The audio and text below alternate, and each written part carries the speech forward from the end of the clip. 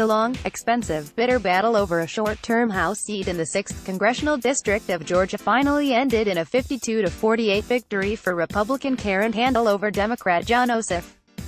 As I noted as the returns were still coming in, the spin wars over the meaning of this contest will be nearly as intense as the contest itself.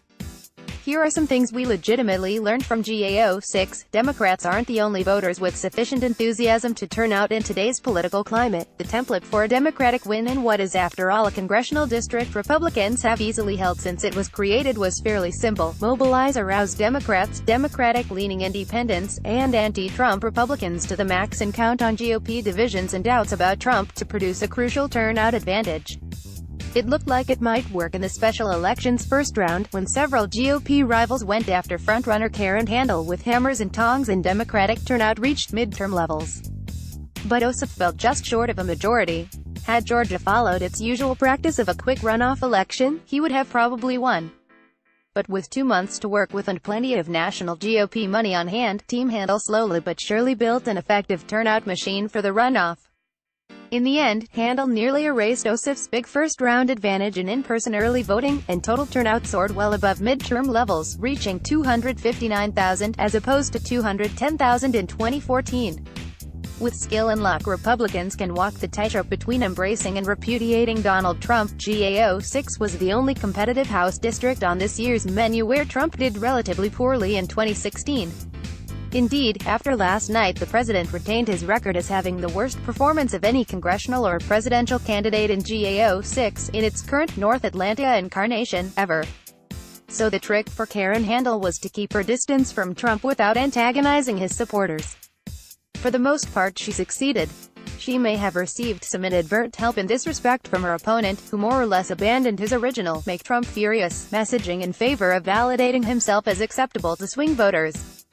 As the Washington Post's Dave Weigel points out, Team Ossoff did not run a single ad tying Handel to Trump. So she was able to have it both ways. For all of the president's crude chest-thumping and self-congratulations after the race was called, he was less of a factor in this election than probably anyone expected. Negative ads still work. The clear and consistent focus of the GOP message in GAO6 was to remind the district's dominant Republicans that Jon Ossoff is a Democrat, and to convince them his mild, centrist persona disguised a monstrous radical leftist who is not one of us. This conveniently fit in with Karen Handel's constant emphasis on Ossoff's non-residency in the district. The barrage of anti-Ossoff ads financed by outside GOP groups was relentless, and even to my jaundiced eye unusually shrill and, well, stupid. Again and again Ossoff was depicted as a puppet of Nancy Pelosi and her godless San Francisco hippie allies. Once comedian Kathy Griffin became a national pariah via her own stupid, and universally denounced, video of a beheaded Donald Trump, she began to be featured heavily in these ads on the specious grounds that she endorsed Ossoff on Twitter. She had no actual contact with the campaign in any way, shape, or form. Every anti-Ossoff ad I saw also featured anarchists shattering windows and setting fires. The very worst ad, appearing on Fox News just before the election, included images of shooting victim Representative Steve Scalise alongside the suggestion that Ossoff's extremist friends had to be stopped by the voters of GAO6. It was so evil that it was actually condemned by Handel. But while this particular ad was put up by a relatively obscure right-wing PAC, most of the hate-filled cascade of anti-Ossoff ads were sponsored by the official House GOP party committee and by House Speaker Paul Ryan's PAC. Whether or not they really made a difference, Handel won, which means we are going to see a lot more like them in 2018.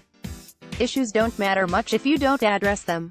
One of the most frequent criticisms we will hear of the Ossoff campaign is that it was not really about any of the issues that separate candidates, mobilize supporters, and attract swing voters. Had Handel lost, she would have received exactly the same criticism. Yes, the candidates had 2 debates that were actually pretty wonky. But despite some skirmishing on healthcare, taxes, and spending, and a rare Handel gaffe when she said she did not support a livable wage, the campaigns were more about sending signals than crusading for or against policy proposals. Thanks to the basically conservative nature of the district and the candidates' own calculations, messaging in this race really boiled down to the Republicans calling Ossoff an out-of-touch lefty's lefty and Ossoff saying, "I'm not." Ossoff presumably decided specific issues would not help him with swing voters, and that his own base would turn out robustly thanks to the desire to smite Donald Trump and his campaign's massive get-out-the-vote operation. So now Democrats are left wondering if a campaign that obsessively tried to exploit the unpopular healthcare bill Handel said she would have voted for, or embraced popular progressive causes from environmental protection to education to protection of Social Security and Medicare, might have done better.